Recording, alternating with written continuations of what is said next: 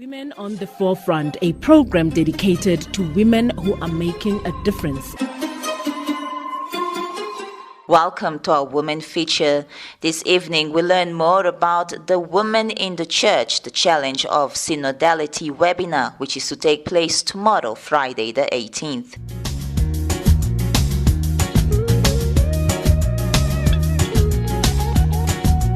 The World Union of Catholic Women's Organization, otherwise known as WUCU, and the Women's Network of the Latin American Academy of Catholic Leaders, with the support of the Konrad Adenauer Foundation, will hold an international online conference about women in the Church, the challenge of synodality. The online conference will take place tomorrow, Friday the 18th of June at 4 p.m. South African time. Guest speaker at the conference will be Sister Natalie Becker, the Under-Secretary of the Synod of Bishops and first woman with voting rights at a Synod of Bishops in the history of the Church. The conference will also have a panel with 3 commentators from Latin America, Africa, and the Vatican Press Office. And so for more about this event, let's welcome the board member of the Catholic Leaders Academy, Dr. Alejandra Segura.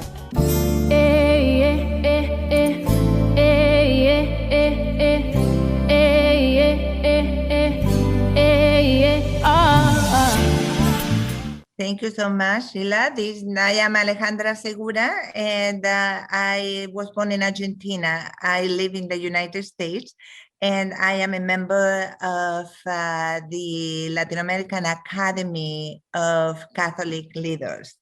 And under this role, I am today speaking to you. Alejandra, thank you so much for joining us on this platform. It's such a great pleasure to have you here with us. On the 18th of June, you are going to be hosting a webinar on Women in the Church, the Challenge of Synodality. Talk to us about this webinar. Yes, this is actually, we are very, very excited about this webinar. We are co-sponsoring, in a way, the seminar with the UFOM, the Worldwide Association of Catholic Organization, Women Catholic Organization around the world. And the reason we thought of this webinar, there are actually many reasons. First of all, is such an historic moment in the Church. And it can be seen as a small step. It's about the appointment of a woman as a subsecretary of the Synod of Bishops, but it has such a great importance for the many, many possibilities and much hope for a greater participation of women in the Church. So it's interesting enough that Sister Natalie Becker, who is French, she already has been a part of the Synod, but had no vote, only voice. So now, from now on, she's going to be able to vote. And that is not only one aspect, there are, as I said, many others. We want to be instrument of making the world know about this important event, the appointment of Sister as Subsecretary of the Synod of Bishops. There are many, even within the Church, who don't know about it. And we want also the lay people to know about that and rejoice with everybody, and also make women, especially women, lay women, think about in what ways this appointment is going to affect them. You know, it's about also not only the Church giving more room for women to be heard and incorporated in major decisions of the Church, but also for us as women to understand that we are called to be part of that. That maybe we have been passive in certain ways, in certain moments, and that is part of our as member of the church to vivify the church with our own participation. And another important aspect that I would like to underline is that has the conference international scope. So there are more than 5,000 people, women and men, who have already registered from so many different countries around the world, so many different conferences. And you from South Africa, you know by your own experience that, and myself as being a native of Argentina, we have this tendency to look at the North, right? Whether it's Europe or whether it's the United States, Canada, to create bridges.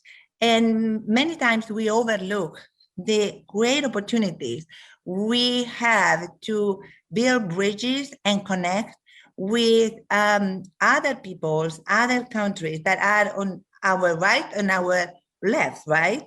And this is the beauty of this conference, because we are having participation of the Minister of Energy of Senegal, who is a woman in a Muslim country. And in a way, the conference is also an interreligious encounter, right? That foster the interreligious dialogue, which is not only about women and men, it's about cultures, it's about religion. And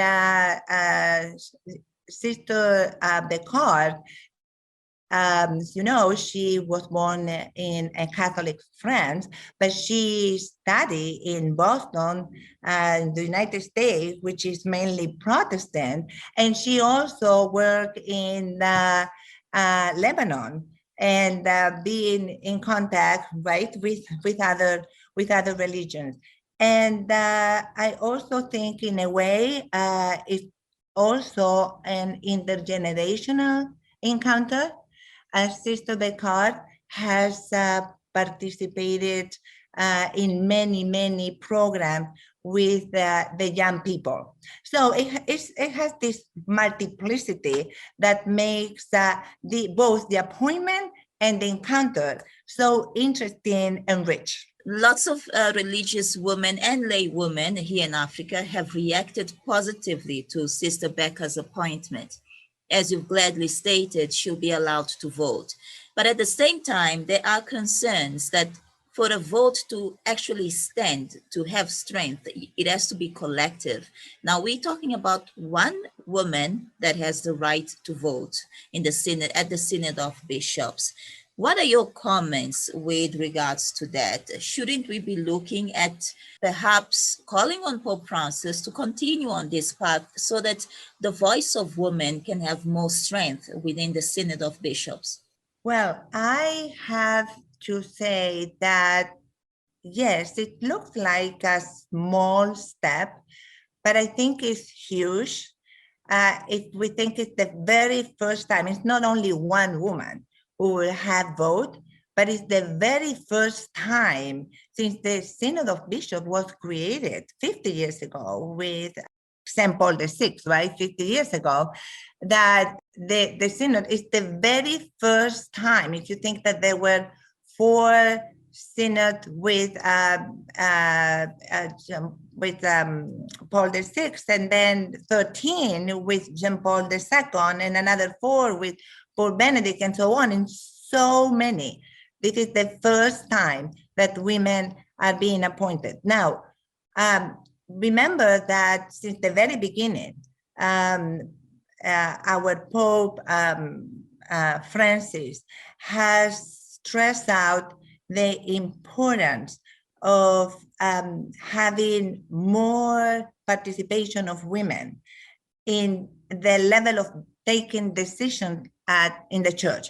he recognizes the importance of the role of women in the domestic church, right? In the community. But he is calling us to be part of the decision at the decision level. And of course, that we would like to have everything resolved at once, right? He announced that, and then we will all love to be part of that. But this is a small, big step. He is making real. He is being truthful to what he wants, he announced, and it's giving us a lot of hope. That's why I think of this appointment of a bringing of so much joy, because what he said about the church he dreams of, right, where women and men walk together, he is doing as much as he can to make that a reality. But as I said at the beginning, that is also a call upon us women. Since this is happening, we need to reflect and think in what way I can help what sister will be doing on behalf of me, on behalf of us, right? How I can get our different voices from Latin America, from Africa, from Asia, be heard. She is a channel, she's an instrument. So we need also to think tactically, if you want, right? And make her job more efficient. We should not think for a moment to leave her alone. She cannot do it by herself. As you said, only one woman. But if we work, as I said, with the spirit of solidarity and using our feminine attribute, right? Our feminine genius, as our Pope Francis always calls us. Our ability to create networking, building bridges, this transversality, this capacity of relation transversally. This is a lot that we can do. So don't be just content to be a catechist, right? At your parish church activities. Think of what else I can do and pass that on to the younger generation, of course, as teachers as we are. Thank you so much for that answer, Alejandra. But earlier on, you mentioned something that reminded me of my next question. You said it's about building bridges and that it's important to also include women from the global south, in this case, Africa. Hence, you having an African woman as one of the panelists. But now, talking about the synodality, as we've seen, Pope Francis with this wants the church to be involved. And by church, I mean both men and women. How can we ensure that in places like Asia and Africa, where some countries are still very conservative, how can we ensure that women are also part of this journey, that women also participate and add their voices? I think that we have a big challenge on that level. I would like to talk about one of the big challenges for the church is to deal with violence at different levels, right? And it's not only the physical violence, it's also the emotional violence, the psychological violence that women are subjected throughout the world. And this violence is part of culture, and the church, right, is part of that culture as well. So I think this is one of the main challenges to take to the surface, to talk about what is happening underneath, what is not being talked about, what is not being discussed with freedom, with openness. And this is what I think that Sister Beckard, because of her international exposure, her background, working in different contexts of religion, of culture, of age, is going to be able to bring. And I want to mention that we have also another big challenge, which is, in order to make our own voice heard, that is the need to find our own identity as women. As you know, the culture is proposing many different options. Many are very radicalized. And in a way, they are also exercising violence against our own inner beings, and in ways that we cannot enjoy that happiness we are called to experiment, to feel, the joy of the gospel. So we have also voices outside the church, which is confusing women. And that is creating in many women an antagonism against men. So it's creating this tension between women and men. And we need to understand that we want to call men. We want to walk along men. And this call of synodality is not only between cultures, but it's also in voices of different women around the world, but it's men and women. So the church is expressing, making very clear that we want men and women walk together, not one against the other. There are no different categories. One is better or than the other one, or more intelligent than the other one, that we are created with the same dignity.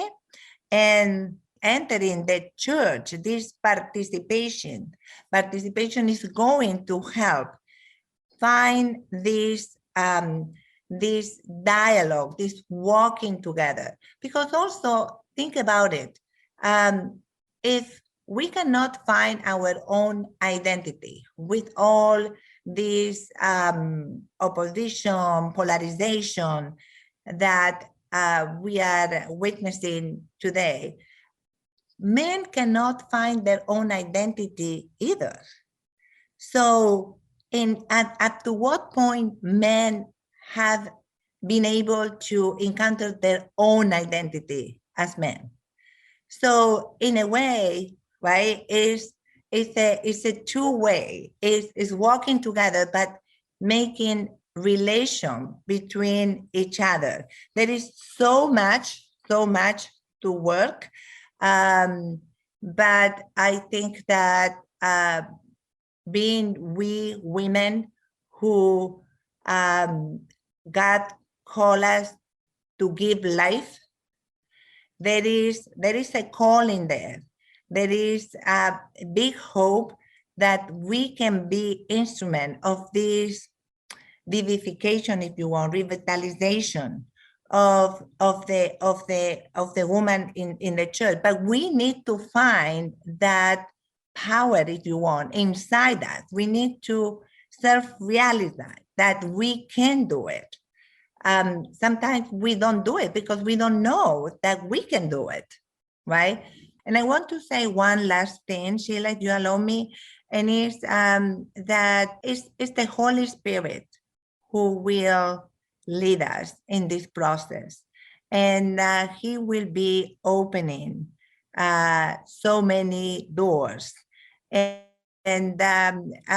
so this is, for me, a sign of the times. And my call is grab it, be part of it, participate in any way you can, because God is sending us a clear sign that is a big hope, a big future for women, right? In the world. Thank you and bless you all.